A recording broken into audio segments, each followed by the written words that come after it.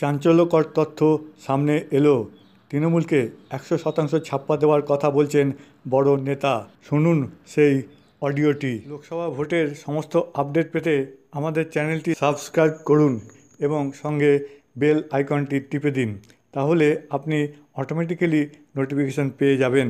সবার আগে আমরা প্রচার করার চেষ্টা করব। আপনাদের সকলের কাছে একটি অনুরোধ, আপনারা শান্তি শৃঙ্খলা বজায় রাখুন এবং শান্তিতে ভোট দিন। ধন্যবাদ, ভালো থাকবেন। 100% তৃণমূলের ভোট করাতে হবে, অন্য দলকে একটাও ভোট দেওয়া যাবে না। দরকারে ছাপ্পা দিতে হবে। কোচবিহারের চ্যাংড়াবালায় দলীয় কর্মীদের এমনই নির্দেশ দিতে শোনা গিয়েছে তৃণমূলের ব্লক সভাপতিকে। আর সেই নিদানের অডিও ক্লিপ ফাঁস হলো হাটে বাজারে। কোচবিহারের তৃণমূল নেতা খোকন মিয়া চ্যাংড়াবালায় দলীয় কর্মীদের সবাই বলছেন 100% করতে হবে, অন্য কোনো দলকে একটাও ভোট দেওয়া যাবে না। যদি কেউ মনে করে কয়েকটা ভোট বিজেপিকে দেব আর কিছু ভোট তৃণমূলকে দেব, এটা হলে চিহ্নিত করা হবে। বাস্তব বলছি, ভোটের পর সেই সমস্ত লোকগুলিকে চিহ্নিত করা হবে। এটা দলীয় নির্দেশ। সব বুথে কেন্দ্রীয় বাহিনী থাকবে না বলে জানিয়েছে নির্বাচন কমিশন। সেই প্রসঙ্গ তুলে খোকন মিয়া বলেন, আমাদের বুথে আধা সামরিক বাহিনী আসবে না। নরেন্দ্র মোদী যা করছে, মাত্র 100টার মধ্যে 40টা বুথে আধা সামরিক বাহিনী থাকবে। আজ থেকে দূরবর্তী বুথে সেনা ও প্রিসাইডিং অফিসার দেওয়া শুরু হয়ে গিয়েছে। আমার হদলপুরে কোনো আধা সামরিক বাহিনী থাকবে না। রাজ্য প্রশাসন যে তার হাতের মুঠোয়, তাও ফলাও করে বলেছেন তৃণমূল নেতা। তার দাবি, পুলিশ থেকে বিডিও সব আমার নিয়ন্ত্রণে, সব আমার কর্মচারী। তারা অফিসার হতে পারেন, কিন্তু আমার কর্মচারী। আমরা দুজন বস।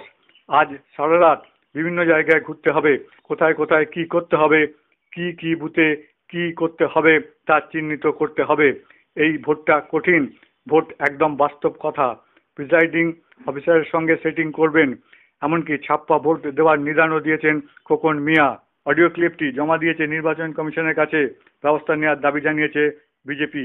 এবার শুনুন সেই অডিও ক্লিপটি। এই অডিও ক্লিপটির সত্যতা যাচাই করেনি এই চ্যানেল। মাত্র চ্যাংড়া বাংলা দ্বারা তোমরা সবাই আসো, এই কাজটা কিন্তু 100% করতে হবে। অন্য কোনো দলকে একটা ভোট দেওয়া যাবে না। আর যদি কোনো লোক, বাস্তব কথা আমি বলে দিচ্ছি, যদি কোনো লোক মনে করে যে মুই হাতত কয়টা ভোট ফেলামো, কয়টা ভারত ভোট ফেলামো, কয়টা বিজেপি ফেলামো, আর কিছু ভোট কিনে মনে দেবো, এই কাজ করলে কিন্তু চিহ্নিত হওয়ার পর ভোটের পরে, বাস্তব কথা আমি বলি, ভোটের পরে সেই সমস্ত লোকগুলোকে চিহ্নিতকরণ করা হবে।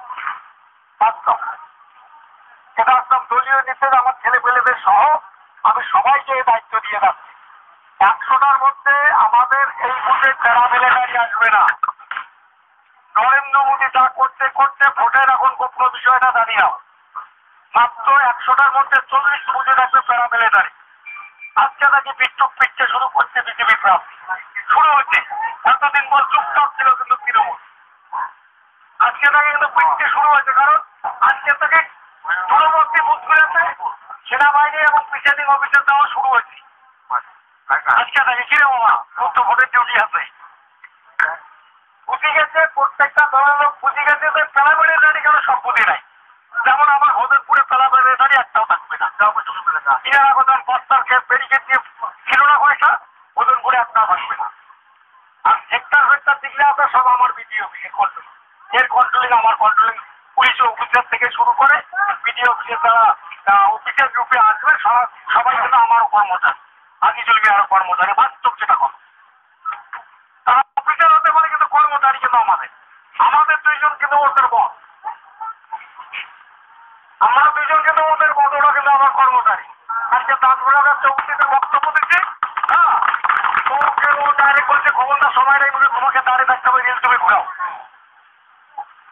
করা দিতে তোমার। এই যে বিষয়গুলো আছে, এইগুলো তো আর অন্য কোনো দলের নাই। এই বিষয়গুলো, ভিতরের বিষয়গুলো কিন্তু আমরা 100% কন্ট্রোলিং করছি। আজকে এই যে রাত্রি আছে, সারা রাত আমাদের আজকে বিভিন্ন জায়গায় ঘুরতে যাবো, সারা রাত।